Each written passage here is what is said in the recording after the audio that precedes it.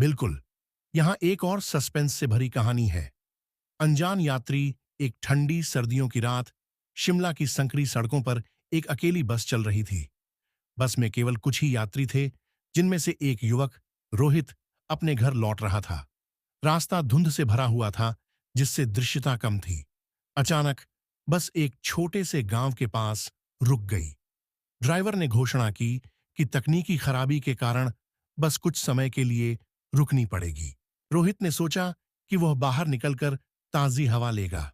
जैसे ही वह बस से उतरा, उसने देखा कि एक अनजान यात्री जो बस में नहीं था, वहां खड़ा था। चेहरा धुंधला था और वह एक लंबा कोट पहने हुए था। उसकी आंखों में एक अजीब सी चमक थी। रोहित ने पूछने की कोशिश की, आप यहां क्या कर रहे हैं? पर आदमी ने कुछ नहीं कहा और बस मुस्कुरा दिया। उस मुस्कान में एक अजीब सी रहस्यमयता थी। रोहित को लगा कि कुछ गड़बड़ है। वह वापस बस में जाने लगा। तभी उसे आदमी की आवाज सुनाई दी, रुको, अगर तुम अपनी जान बचाना चाहते हो तो मेरी बात सुनो। रोहित रुका और मुड़कर उसकी ओर देखा। आदमी ने कहा, इस सड़क पर आगे एक बड़ा खतरा है। अगर तुम लोग आगे जाओगे तो सभी खतरे में पड़ सकते हैं। रोहित ने डरते हुए ड्राइवर को जाकर सारी बात बताई। ड्राइवर ने उसे अनसुना कर दिया और कहा कि वह बस को ठीक करने के बाद ही आगे बढ़ेगा। कुछ देर बाद बस फिर से चलने लगी। रोहित अपनी जगह पर बैठा, पर उसकी नजरें उस अनजान यात्री को खोज रही थीं, पर वह कहीं नजर नहीं आया। तभी बस अचानक रुक गई।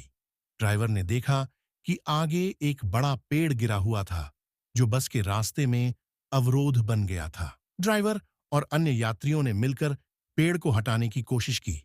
तभी एक तेज आवाज के साथ एक पहाड़ी टूटकर नीचे गिरी और ठीक उसी स्थान पर गिरी जहां पेड़ हटाने की कोशिश की जा रही थी। सभी लोग बाल बाल बच गए। रोहित ने मन ही मन उस अनजान यात्री का धन्यवाद किया, जिसने उनकी जान बचाई।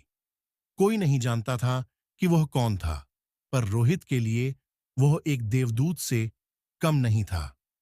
उस रात रोहित ने सीखा कि कभी-कभी अजनबियों की बातों पर विश्वास करना जरूरी होता है, क्योंकि वे किसी अदृश्य शक्ति के संदेशवाहक हो सकते हैं। वीडियो अच्छी लगे तो लाइक करें, शेयर करें और सब्सक्राइब करें। शुक्रिया।